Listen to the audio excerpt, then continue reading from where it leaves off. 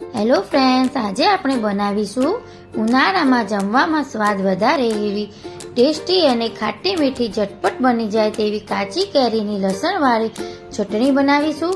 તો ચલો બનાવીએ. ચટપટી અને ખાટી મીઠી ચટણી બનાવવા માટે મેં અહીંયા એક તોતા કેરી લીધી છે અને કેરીની છાલ અને ગોટલાનો ભાગ કાઢી રફલી પીસ કરી લીધા છે. હવે ચટણી બનાવવા માટે પીસને મિક્સર જારમાં એડ કરી દઈએ. હવે 4 થી 5 લસણની કળી એડ કરીશું. 4 મોટી ટીસ્પૂન ગોળ એડ કરીશું. સાથે 1 ટીસ્પૂન જીરું, 1 ટીસ્પૂન કાશ્મીરી લાલ મરચું, સ્વાદ મુજબ મીઠું,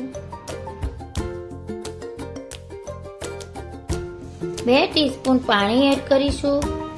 બહુ વધારે પાણી એડ નહીં કરવાનું, તમે પાણી નાખ્યા વગર પણ ગ્રાઇન્ડ કરી શકો છો. હવે બધું જ વસ્તુને ગ્રાઇન્ડ કરી લઈશું.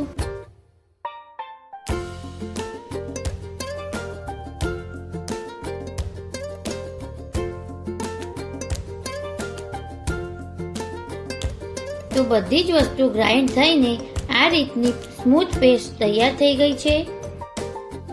તો આપણી ચટણી બનીને તૈયાર થઈ ગઈ છે. હવે તેને સર્વ કરી લઈએ. તમે ચટણીને રોટલી, ભાખરી કે પરાઠા સાથે સર્વ કરી શકો છો. તો તમને મારી રેસીપી ગમતી હોય તો લાઈક, શેર અને સબસ્ક્રાઇબ કરો. Thanks for watching video. By.